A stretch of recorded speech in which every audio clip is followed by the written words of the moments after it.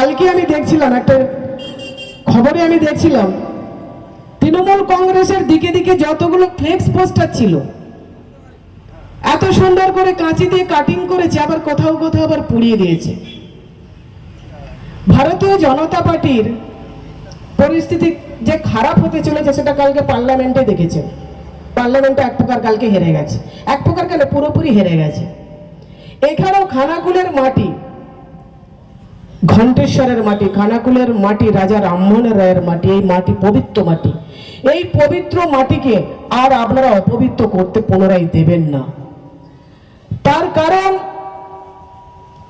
আমরা দেখতে পাচ্ছি ফ্লেক্স পোস্টার পুরানা মানে কি, পায়ের তলায় মাটি সরে যাচ্ছে। মানুষ কখন টাকা নিতে হয়, পায়ের তলায় মাটি যখন সরে যায়। আর ওনার উন্নয়ন দেখেছেন, বহু উন্নয়ন দেখেছেন, সবটা এখানে স্টেজে বলা যাবে না। সেই উন্নয়নের কিছু কিছু মানুষও সাক্ষী।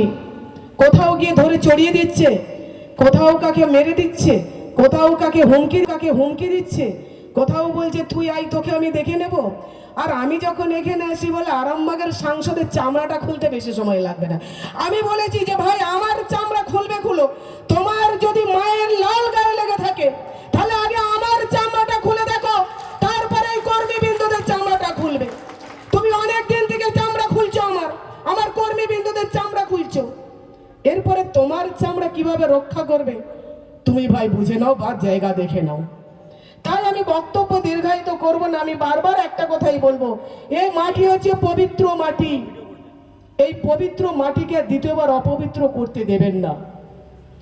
আপনারা দেখেছেন মহিলারা আজকে সুরক্ষিত নয়, শুধু সুশান্ত ঘোষের দ্বারা সুরক্ষিত নয় তা নয়, বিজেপি মানেই মহিলারা সুরক্ষিত নয়। বিজেপি মানে নারী বিদ্বেষী, বিজেপি মানে মহিলা বিদ্বেষী।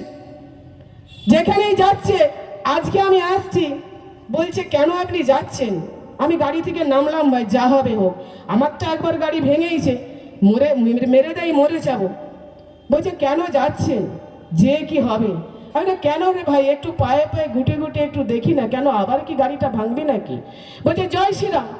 আমি ভালো কথা, জয় শ্রীরাম, রাম তো তোদেরও আরাধ্য দেবতা আর আমাদেরও আরাধ্য দেবতা। রামের সাথে একটু মা সীতার নামটা একটু বল না। তার মানে তো বিজেপি হচ্ছে নারী বিদ্বেষী বলেই তোর মা সীতার নামটা নিচ্ছে না।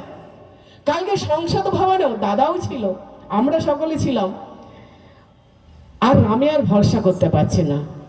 মা কালীর নাম নিল, মা দুর্গার নাম নিল, সরস্বতী লক্ষ্মী যা ছিল সব নিল, কিন্তু রামেরও নাম নিল, মা সীতার নামটা নিল না।